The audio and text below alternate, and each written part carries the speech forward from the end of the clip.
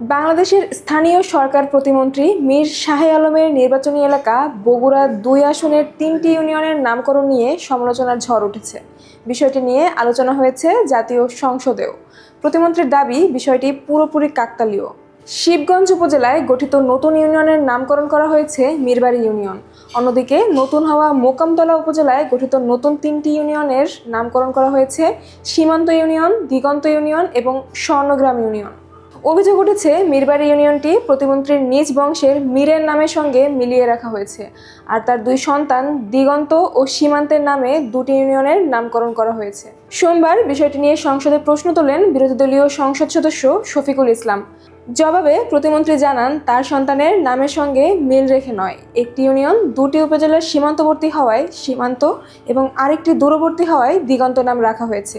তার দাবি, নামকরণ তার সন্তানের নামে করা হয়নি। তার ছেলেদের নামের সঙ্গে ইউনিয়নের নাম মিলে গেলেও নামের আগে মিল নেই, তাই ব্যক্তিগত উদ্দেশ্যে নামকরণের অভিযোগ সঠিক নয়। প্রতিমন্ত্রী রসিকতা করে বলেন, সীমান্ত ব্যাংক, সীমান্ত এক্সপ্রেস বা দিগন্ত টাওয়ারকেও যেন তার নামে বলা না হয়। এ সময় সরকারি দলের সংসদ সদস্যরা টেবিল চাপড়ে তাকে সমর্থন জানান।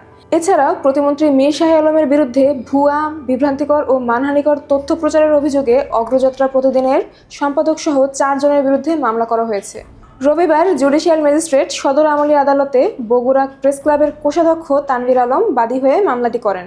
শুনানি শেষে আদালত মামলাটি এজাহার হিসেবে গ্রহণের নির্দেশ দিয়ে এবং প্রয়োজনীয় আইনগত ব্যবস্থা গ্রহণের আদেশ দেন।